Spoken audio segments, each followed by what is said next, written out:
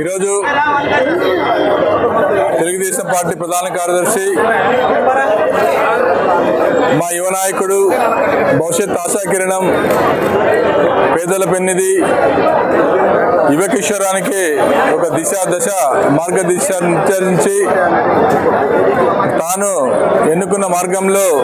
ఈరోజు యువతకు ఉద్యోగాలు చూపించాలని చెప్పి ప్రపంచం నలుమూలల చుట్టి ఈరోజు పెట్టుబడులు ఆకర్షించి ఆంధ్రప్రదేశ్లో అన్ని రకాలుగా వెనుకబడిన గత 5 సంవత్సరాల వెనుకబడిపోయిన ఆంధ్రప్రదేశ్ని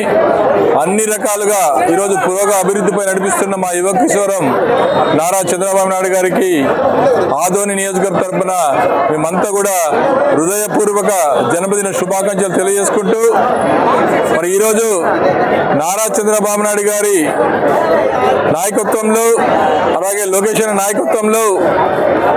అలాగే జనసేన అధినేత పవన్ కళ్యాణ్ గారి నాయకత్వంలో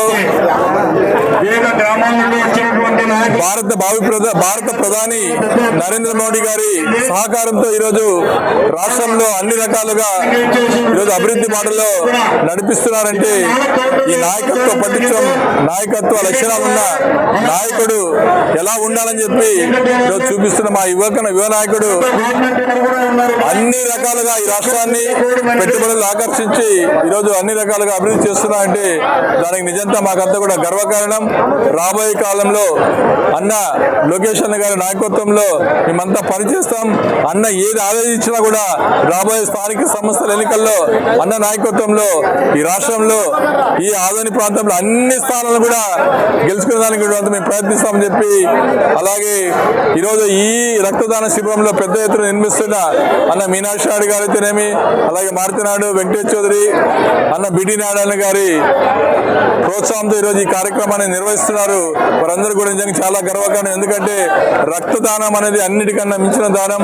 ఈ రక్తదానం పేద ప్రజలకు ఎంతో ఉపయోగపడుతుంది కాబట్టి ప్రాణం పోయిన వారికి ప్రాణం నిలబడుతుంది కాబట్టి